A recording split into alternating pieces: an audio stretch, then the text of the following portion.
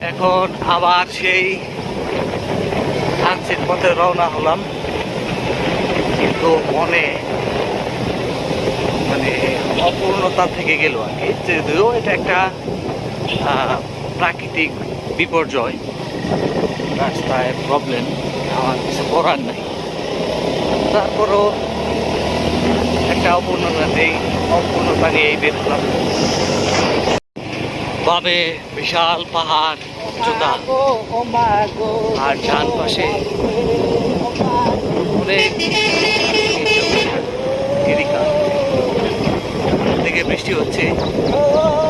ওই যে মেঘ,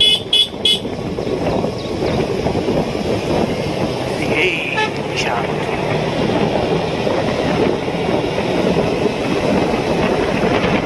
না আসলে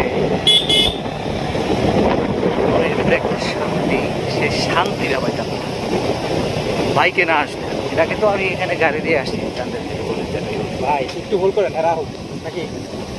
সামনে একটা ভিউ পয়েন্টে দাঁড়াই।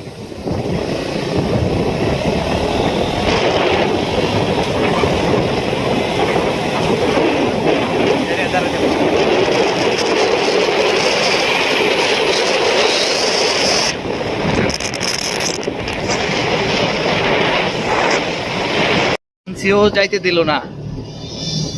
থানসি আমরা 26 কিলো চেক পয়েন্ট থেকে ব্যাক করলাম। এখান থেকে নাকি রেস্ট্রিক্টেড করা, সামনে আর আগাইতে দেওয়া নিষেধ আর কি। সামনে নাকি অনেক রিস্কি, তো এখান থেকে ব্যাক করলাম। তো আমরা এখন আলী কদম যাবো, আবার আলী কদম হয়ে তারপর ডিসাইড করবো যে অ্যাকচুয়ালি কোথায় যাবো।